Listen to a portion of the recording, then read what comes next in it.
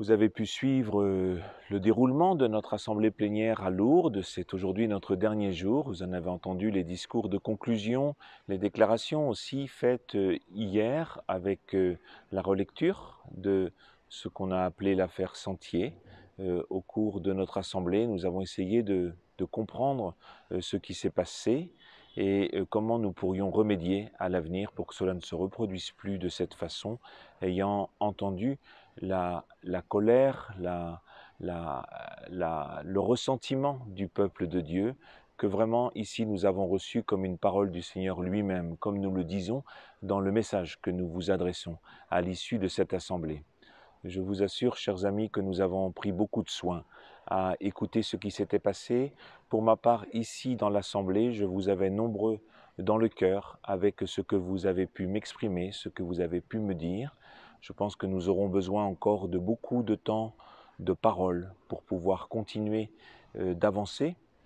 Vous avez vu qu'il y a eu aussi de nombreuses résolutions de prise, nombreuses peut-être elles vous paraissent en nombre pas très conséquentes, mais en engagement, il y a véritablement un engagement pour nous à tirer toutes les leçons de ce qui s'est passé et à poser les éléments qui vont pouvoir nous aider à mieux conduire chacun de nous, évêques en France, le peuple qui nous est confié. Nous le ferons aussi à Créteil.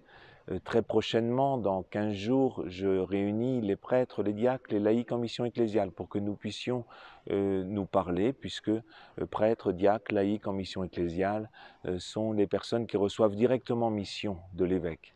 Mais je voudrais, à travers cette annonce, vous dire combien, dans mon souci, c'est de pouvoir vous rejoindre tous, vous tous qui portez l'Évangile en Val-de-Marne. Votre service, votre engagement à la suite du Christ est vraiment le plus précieux qui soit. Et je voudrais pouvoir soutenir, faire ce qui m'est possible pour que votre découragement puisse se transformer en détermination, peut-être en courage pour prendre encore plus résolument le chemin à la suite du Christ. Nous le ferons ensemble.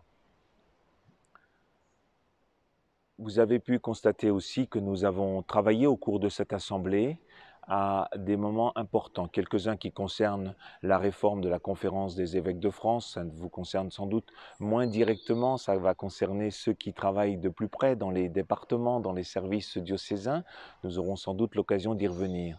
Mais nous avons travaillé surtout sur une lettre que nous avons voulu adresser, une lettre pastorale de tous les évêques de France.